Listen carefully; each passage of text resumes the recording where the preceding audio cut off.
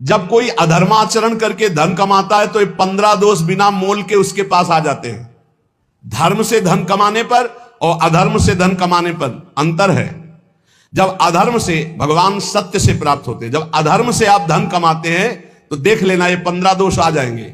ये 15 पापाचरण उसके अंदर आ जाते हैं जो पाप से धन कमाता है अधर्माचरण से।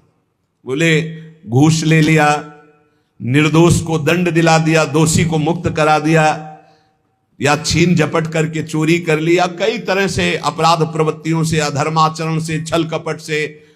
तो सुन लो ये 15 पापाचरण उसके अंदर आ जाते हैं, 15 पाप कराने वाले हैं।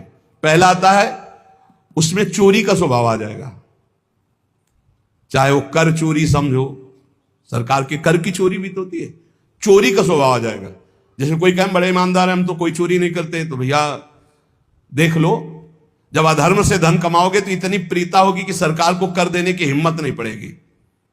विविध प्रकार से आप कर चोरी करेंगे, कर चोरी करना भी पाप है। तो चोरी अधर्म से धन कमाए पर, अब देखो जो बेचारे सरकारी नौकरी करते हैं तो उनको कटवाने की जरूरत नहीं, हो तो सरकार कर काट के अपने आप ही देती है। जहां अधर्म का धन कमाया जाएगा उसमें कर नहीं दे सकते, फिर वो अधर्माचरण पाप कराएगा। पहला है चोरी, स्तेयम।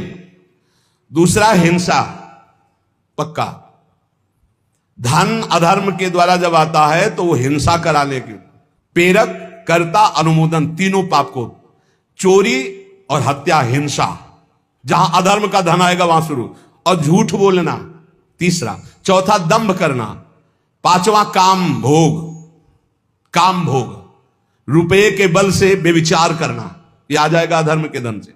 और गुस्सा, क्रोध, अहंकार, गर्व, भेद बुद्धि, बैर, अविश्वास, स्पर्धा, लंपटता, जुआ, शराब, ये 15 दोष अधर्म के द्वारा कमाए हुए धन में आ जाते हैं। इसलिए अधर्म के धन से डरना चाहिए लोगों को। अगर अधर्म का धन स्वीकार किया तो बुद्धि भ्रष्ट करके महान पापाचरण कराने लगता है।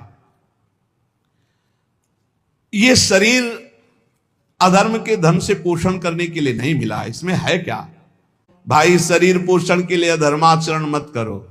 इस शरीर कोई खास वस्तु नहीं है। ये शरीर हड्डी, मांस और रुधिर का पिंड है। इसे आप अपना स्वरूप मानना छोड़ दें, ये आपका स्वरूप नहीं है। स्त्री पुत्र आदि ये भी कर्म भोग के अनुसार आए हुए हैं, चले जाएंगे, तुम्हारे नहीं हैं। इनको अपना ना माने।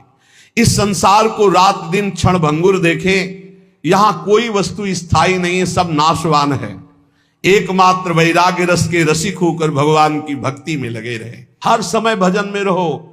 हर समय कभी भी कोई भी घटना घट सकती है। भगवत स्मरण है तो भगवान को प्राप्त होगे।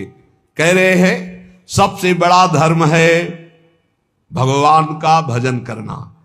धर्मम भजस्व सततम त्यज लोक धर्मान।